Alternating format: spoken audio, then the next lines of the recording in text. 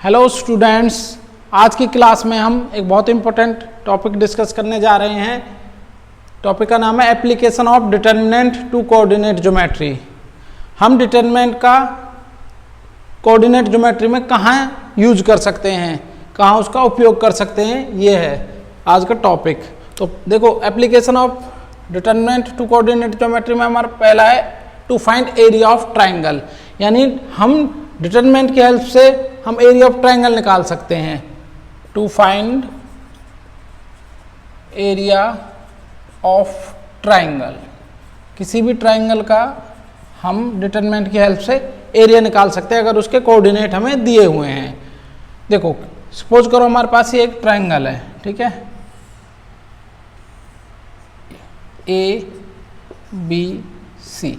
इसके कोऑर्डिनेट है x1, y1, x2, y2, x3, y3।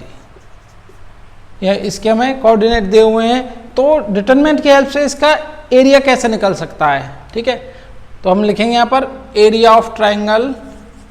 ऊपर पहले हम टॉपिक यहाँ लिख देते हैं यूजिंग डिटरमिनेंट, यानी डिटरमिनेंट की हेल्प से area of triangle is given by, यानी निकलता है, is given by absolute value of, given by absolute value of delta is equal to, यानी इस जो निकल के आएगा ये फॉर्मूला है, इसकी एब्सोल्यूट वैल्यू लेनी होती है हमें। एब्सोल्यूट का मतलब हमें उसका जो भी वैल्यू आएगी उसका हमें मॉड लेके, यानी जो भी अगर नेगेटिव आती है तो उसको पॉजिटिव कर देना है, पॉजिटिव आती है तो वो पॉजिटिव रहेगी। इसका मतलब एब्सोल्यूट वैल्यू, यानी जो मॉडुलस वाली वैल्यू होती है, ठीक है, वो लेनी होती है हमें मॉड लगा के। मान लो सपोज करो कि सी ट्राइंगल का एरिया -5 आ गया, एरिया कभी नेगेटिव नहीं होता तो उसे मॉड के अंदर रखेंगे तो +5 आएगा। कहने का मतलब हमें वैल्यू पॉजिटिव ही लेनी है। तो इस फॉर्मूले से क्या निकलती है, डेल्टा से इसे डिनोट करते हैं, डेल्टा इज इक्वल टू 1/2, यहाँ पर लिखेंगे x1 y1, ये वाले कोऑर्डिनेट x1 y1 और यहाँ 1 लगा देंगे, x2 y2, x2 y2 1, x3 y3, x3 y3 1। इससे हम जो इसकी एब्सोल्यूट वैल्यू निकलेगी वो एरिया ऑफ ट्राइंगल हो जाएगा। तो इसको हम देखते हैं क्या ये वास्तव में ही आती है या नहीं आती। तो इसको हम प्रूव करते हैं। क्या करते हैं, एक बार हम इसका ना डिटरमिनेंट एक्सपेंड करते हैं और देखते हैं क्या इसकी वैल्यू वही निकलती है जो हमने 10th क्लास में एरिया ऑफ ट्राइंगल पढ़ा था। 10th क्लास में हमने एरिया ऑफ ट्राइंगल क्या पढ़ा था, एक बार मैं इधर लिख देता हूँ। 10th क्लास में हमने पढ़ा था 1/2, इसे हम 10th क्लास में हमने पढ़ा था एरिया ऑफ ट्राइंगल 1/2 x1, यहाँ पर हम लिख देते हैं y2 - y3 plus x2 y3 - y1 plus x3 y1 - y2। ये हमने 10th क्लास में एरिया ऑफ ट्राइंगल का फॉर्मूला पढ़ा था। अब हम इसका प्रूफ करके देखेंगे क्या यही आता है, यानी ये दोनों सेम वैल्यू आती है या नहीं आती। एक बार देखते हैं इसको करके। तो हम इसका प्रूफ करके देखते हैं एरिया ऑफ ट्राइंगल ये आता है या नहीं आता है। तो प्रूफ देखो, प्रूफ हम इसका कैसे करेंगे, हम इस डिटरमिनेंट को एक्सपेंड करते हैं और एक्सपेंड करने के बाद देखते हैं क्या यही आ रहा है। अगर ये सेम आ रहा है तो इसका मतलब ये फॉर्मूला बिल्कुल करेक्ट है। तो चेक करते हैं। हम यहाँ पर लिखेंगे एक्सपेंडिंग दिस डिटरमिनेंट, लेकिन इसका जो हमें डिटरमिनेंट एक्सपेंड करना है वो हम कॉलम 1 को यूज करके करेंगे। हमें पता है हम डिटरमिनेंट को रो 1 से भी कर सकते हैं, रो 2 से भी, रो 3 से भी, कॉलम 1, कॉलम 2, कॉलम 3, किसी भी रो 1 या कॉलम 1 को एक्सपेंड करके हम डिटरमिनेंट निकाल सकते हैं। तो हम यहाँ पर कॉलम 1 को एक्सपेंड करके निकालते हैं। इसका रीजन है क्योंकि इस फॉर्मूले से मैच कराना है, तो जब कॉलम 1 को लेंगे, कॉलम 1 में ही तो x1, x2, x3 है। तो हम यहाँ पर लिखेंगे expanding by column 1, expanding using cofactor of column element of column 1, ये लिखते हैं हम, ठीक है। एक्सपेंडिंग बाय कॉलम 1 ही लिख दें, कोई दिक्कत नहीं है, ठीक है। तो हम यहाँ पे लिखेंगे delta is equal to 1/2, x1 को आगे लिखेंगे, फर्स्ट कॉलम एक्सपेंड करो, फर्स्ट कॉलम छुपा लो, क्या बचेगा हमारा y2 y1 y3 y1, ठीक है। हमने इसको एलिमिनेट कर लिया तो हमारे पास ये बचा, ये दोनों, ठीक है। अब हम कॉलम 1 से कर रहे हैं, तो अब इसको इन दोनों को छुपाएंगे। कॉलम 1 तो हमें एलिमिनेट करनी है, कॉलम 1 के साथ R1 R2 R3 इनको एक्सपेंड करना है। अब हम माइनस करके इसे लिखेंगे, माइनस कॉलम 1 और इसके साथ ये रो 2, इसको एक्सपेंड कर लेते हैं, सॉरी इसको एलिमिनेट कर लेते हैं। तो क्या बचेगा यहाँ पर, y1 1 y3 1 y3 1 plus minus plus, इसे लेंगे अब प्लस x3। अब की बार कॉलम 1 के साथ R3 को एलिमिनेट कर लेंगे, तो क्या बचेगा हमारे पास y1 y2 और ऐसे रो y1 1 y2 1 y2 1, ठीक है। इसको हम देखते हैं सॉल्व करके क्या यही वैल्यू आती है या नहीं आती है, ठीक है। तो देखते हैं delta is equal to 1/2 x1, देखो इसकी मल्टीप्लाई इससे करेंगे माइनस इसकी इससे, तो ये आएगा हमारा y2 minus y3 y2 minus y3। उसके बाद माइनस x2, ये आएगा। उसके बाद y1 माइनस y3, ठीक है, y1 minus y3 y1 minus y3, ठीक है।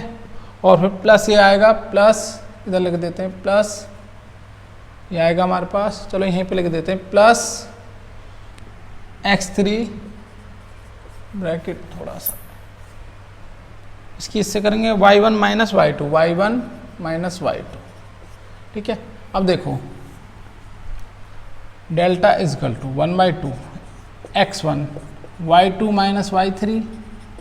अगर मैं इसमें से माइनस कॉमन ले लूँ तो माइनस आके यहाँ पर माइनस इंटू माइनस प्लस हो जाएगा x2, और माइनस कॉमन लेने से ये इनकी जो पोजीशन है वो चेंज हो जाएगी, यहाँ पर आ जाएगा y3 माइनस y1, ठीक है। और यहाँ पर प्लस x3, ये हमारा y1 माइनस y2। अब देखो ये दोनों हमारे सेम आ गए हैं, जो मैंने पहले 10th क्लास में जो हमने फॉर्मूला पढ़ा था वो, और ये दोनों सेम है। इसका मतलब ये हमारा प्रूफ सही है, ये फॉर्मूला बिल्कुल करेक्ट है। इस फॉर्मूले से हम एरिया ऑफ ट्रायंगल निकाल सकते हैं, ठीक है। अब इसका हम अब एक एग्जांपल से समझते हैं कि किस तरीके से हम एरिया ऑफ ट्रायंगल निकालेंगे डिटरमिनेंट की हेल्प से।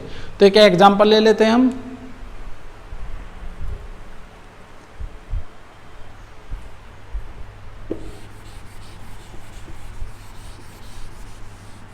इसको इरेज कर देते हैं।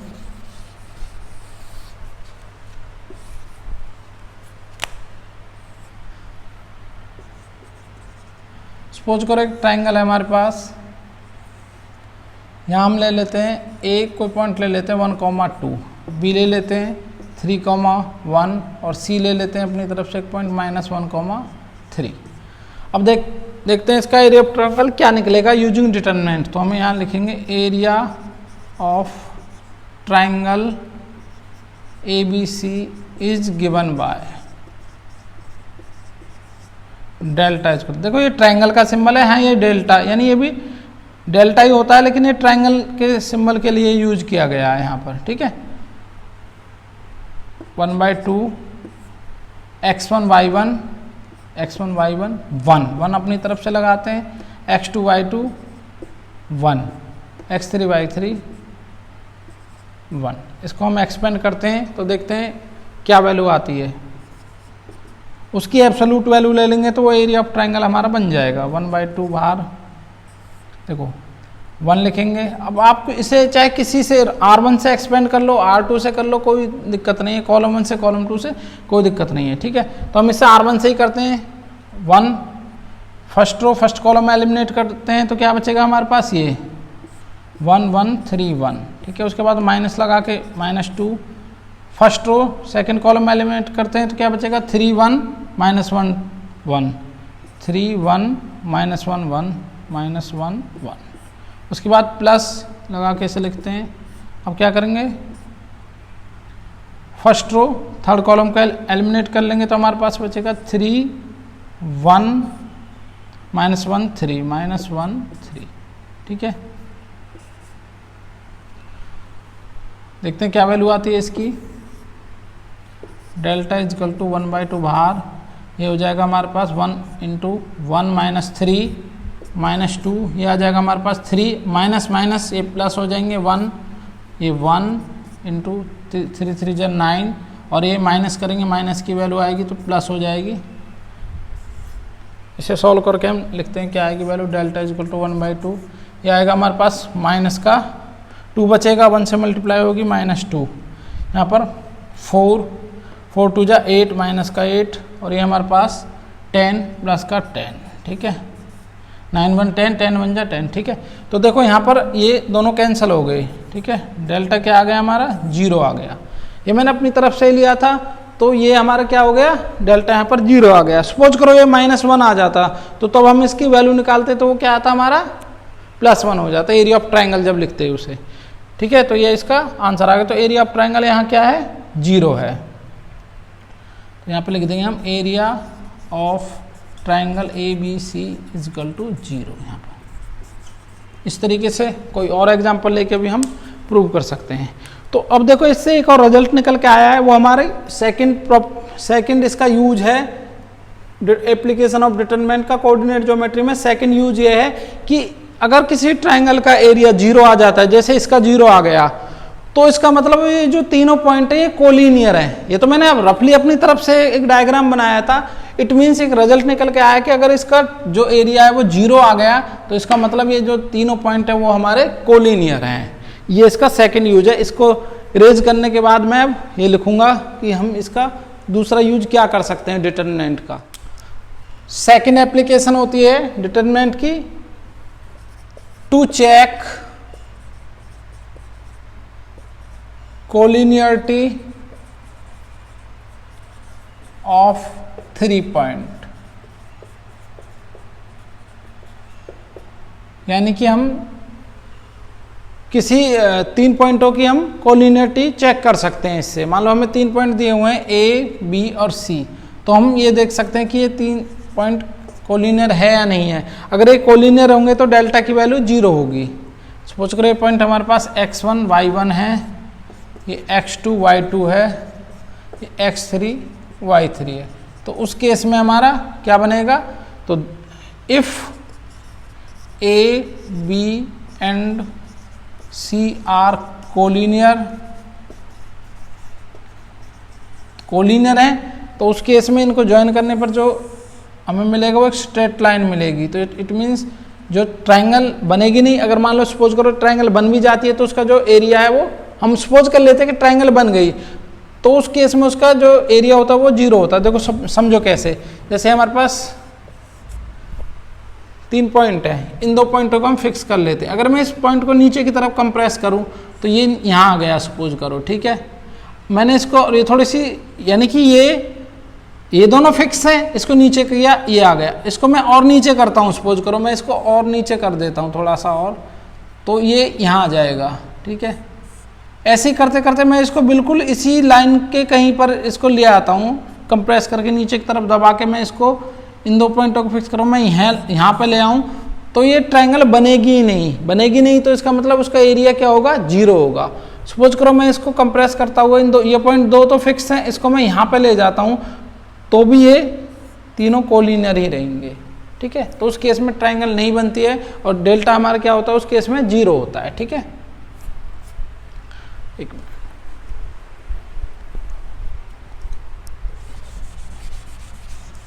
Okay. If ABC are collinear then delta क्या होगा हमारा 0 होगा। डेल्टा 0 हो गया तो इसका मतलब 1/2 x1 y1 1 x2 y2 1 x3 y3 1 हमारा क्या होगा 0 होगा। इस 2 को हम इधर मल्टीप्लाई करेंगे तो 0 में ख़त्म हो जाएगा। This implies that x1 y1 1 x2 y2 1 x3 y3 1 is equal to 0, ठीक है। ये हमारा क्या है, एक कंडीशन मिल गई है, तब 3 पॉइंट हमारे कोलिनियर होंगे। तो हम डायरेक्ट इससे चेक कर सकते हैं। देखो चाहो तो आप डेल्टा से भी चेक कर सकते हो, डेल्टा इज इक्वल टू 0 रख के, ठीक है। या आप डायरेक्ट इसको लगा के भी चेक कर सकते हैं कि 3 पॉइंट हमारे कोलिनियर हैं या नहीं है, ओके। आगे हम एक एग्जाम्पल लेते हैं, एग्जाम्पल की हेल्प से चेक करते हैं कि 3 पॉइंट कोलिनियर हैं या नहीं है। हम अपनी तरफ से कुछ भी ले लेते हैं, अभी तो चेक ही करना है ना है या नहीं है। तो मैं अपनी तरफ से कोई भी एग्जाम्पल ले लेता हूँ, जैसे 1,2, ठीक है ए। दूसरा ले लेता हूँ B 2,4, ठीक है, नहीं ऐसा ले लेते हैं, एक मिनट, 1,2, 2,3 और C 3,4, इस तरीके से ले लेते हैं। अब चेक करते हैं कि ये हमारे कोलिनियर हैं या नहीं है, ठीक है। तो हम चेक करते हैं कि कोलिनियर है नहीं है, तो आप क्या करो, डायरेक्ट ये वाला लगा दो, इससे चेक कर सकते हैं हम डायरेक्ट।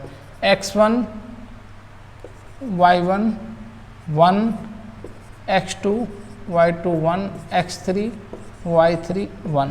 चाहो तो आप डेल्टा इजकल टू लेके भी चल दो, अगर कोलिनियर हुए तो ऑटोमेटिक डेल्टा की वैल्यू 0 आ जाएगी, यानी डेल्टा और इसमें सिर्फ 1/2 का अंतर है, ठीक है। 1/2 मैंने इधर भेज दी थी, हम डायरेक्ट ये भी लगा सकते हैं और वो भी, ठीक है। तो हम इसे चेक करते हैं कि 0 आ रहा है या नहीं आ रहा। तो वैल्यू फिल करते हैं इसमें 1 2 1 2 3 1 और ये हमारे पास 3 4 1, और चेक करते हैं कि क्या ये कोलिनियर है या नहीं है, अभी पता चल जाएगा, ठीक है।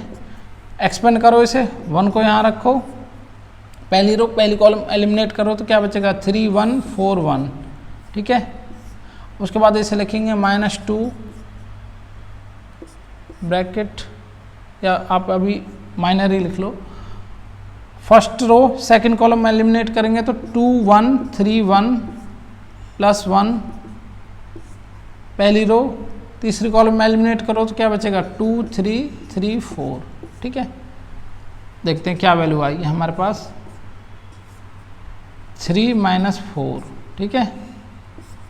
और यहाँ पर -2 2 -3, ठीक है।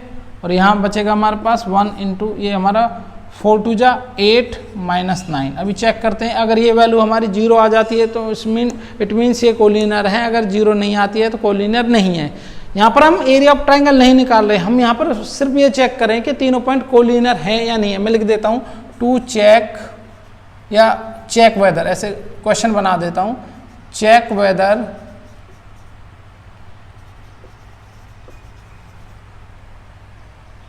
A, B and C are collinear. ये हमें चेक करना है बस, ठीक है। अभी पता चल जाएगा कोलिनियर है या नहीं है। तो देखो 1 इंटू ये बचेगा -1 -2, यहाँ बचेगा -1 और ये प्लस का ये भी अंदर -1। अभी चेक करते हैं, ये वैल्यू आएगी हमारे पास -1, ये माइनस प्लस के 2 और ये हमारे पास -1। देखो -2 + 2 ये कैंसिल होके वैल्यू आ गई 0, यानी कि ये 0 आ गया तो ये जो तीनों पॉइंट हमारे क्या हैं कोलिनियर हैं। तो therefore A, B and C are collinear. या तो आप यहाँ से चेक कर लो, या फिर आप डेल्टा इजकल टू लेके चलो और डेल्टा की वैल्यू 0 आ जाएगी तो भी ये कोलिनियर होंगे, ठीक है। दोनों तरीके से हम निकाल सकते हैं, बस 1/2 को लिखना है। अगर डेल्टा इक्वल टू लेके चल रहे हो तो 1/2 को आपको लेके चलना है। अगर आप डायरेक्ट ये लेके चल रहे हो तो चेक करने के लिए आप इससे निकाल सकते हो कि है या नहीं है, ठीक है। अब इसकी हम तीसरा यूज और ले लेते हैं। तीसरा यूज हम क्या कर सकते हैं कोऑर्डिनेट ज्योमेट्री में डेल्टा का, यानी डिटरमिनेंट का, ठीक है। तो हम उसे और करते हैं, इसे इरेज कर देते हैं। थर्ड हम इसका कहाँ यूज कर सकते हैं कोऑर्डिनेट ज्योमेट्री में, अगर सपोज करो 2 पॉइंट है, इनसे कोई स्ट्रेट लाइन पास कर रही है और हमें उसकी इक्वेशन निकालनी है, equation of line joining 2 point A and B, x1 y1 and B है x2 y2। अगर इन 2 पॉइंटों से कोई लाइन पास कर रही है तो उसकी इक्वेशन भी हम डिटरमिनेंट की हेल्प से निकाल सकते हैं। ये इसका तीसरा यूज है। थर्ड क्या है, थर्ड एप्लीकेशन है इसकी, to find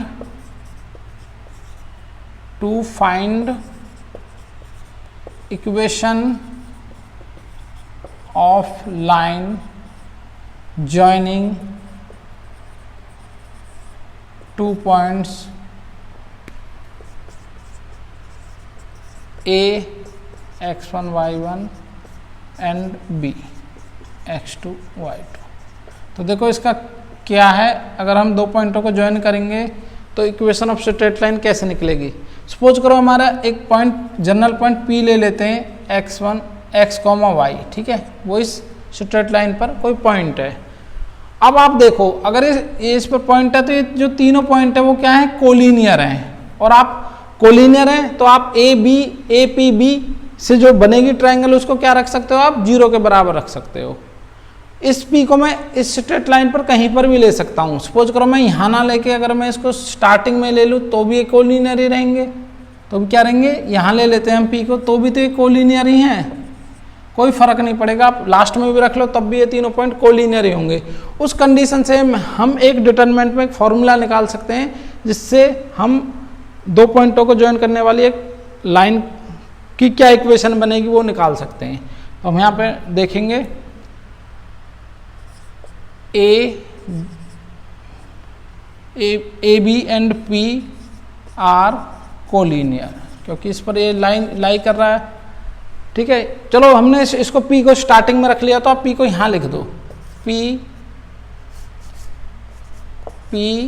A and B are collinear. तो देयरफॉर जो ट्रायंगल PAB का जो एरिया होगा, area AR of triangle PAB is equal to 0 होगा। और इसको हम डेल्टा से डिनोट करते हैं, डेल्टा इज इक्वल टू, देखो ये यहाँ ट्रायंगल के लिए यूज किया गया है और ये डेल्टा उस एरिया को डिनोट करने के लिए डायरेक्ट यूज किया गया है। इससे भी लिख सकते हैं हम, और AR ट्रायंगल है, इस तरीके से हम लिख सकते हैं। डेल्टा इज इक्वल टू क्या होगा हमारा? 0 होगा।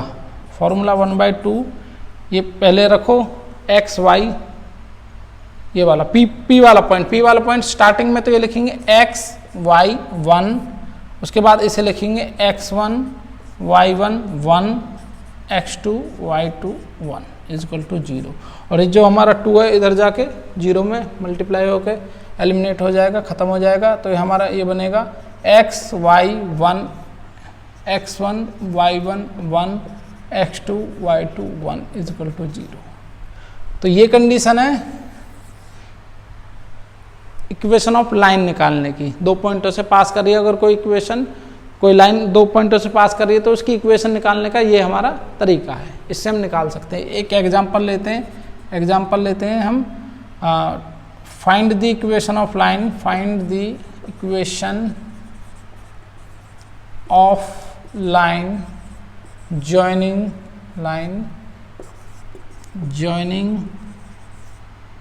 ए ले लेते हैं 1,3 एंड B 5,6। इन दो पॉइंटों से एक लाइन पास करेगी तो उसकी इक्वेशन क्या होगी, ठीक है, वो भी हमें डिटरमिनेंट के यूज करके निकालना है, ठीक है, यूजिंग डिटरमिनेंट का यूज करके हमें निकालना है। तो कैसे निकालेंगे? देखो सॉल्यूशन, हमें पता है equation of line joining 2 point A and B using determinant, उसका फॉर्मूला ये है, ठीक है। यहाँ लिखेंगे equation of line joining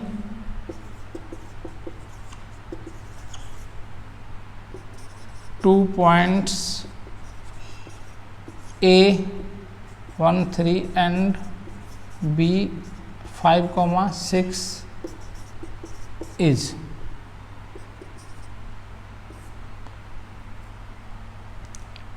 x y रहेंगे 1, X1 Y1 यानी 1 3 1 अपनी तरफ से आएगा, X2 Y2 यानी 5 6 1 इज इक्वल टू 0। और इसको आप सॉल्व कर लो। यहाँ पर एक्स वाई ही रखने हैं क्योंकि इक्वेशन हमें एक्स और वाई की टर्म में चाहिए ना। अगर हम इनको एक्स वाई नहीं लिखेंगे तो फिर इक्वेशन कैसे आएगी?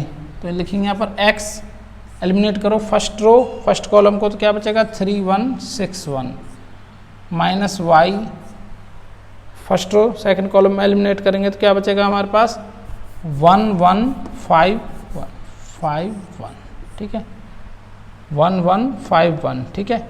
उसके बाद +1 पहली रो तीसरे कॉलम में एलिमिनेट करो तो क्या बचेगा 6 माइनस 15 इज इक्वल टू 0।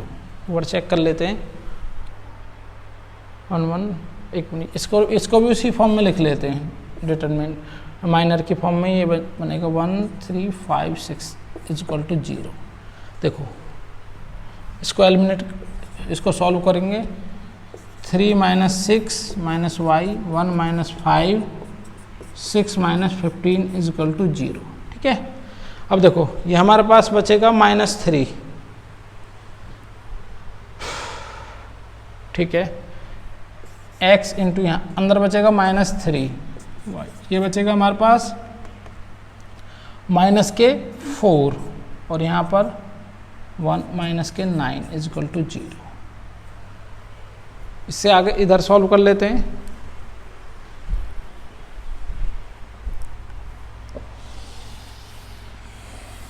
इसको इरेज कर देते हैं।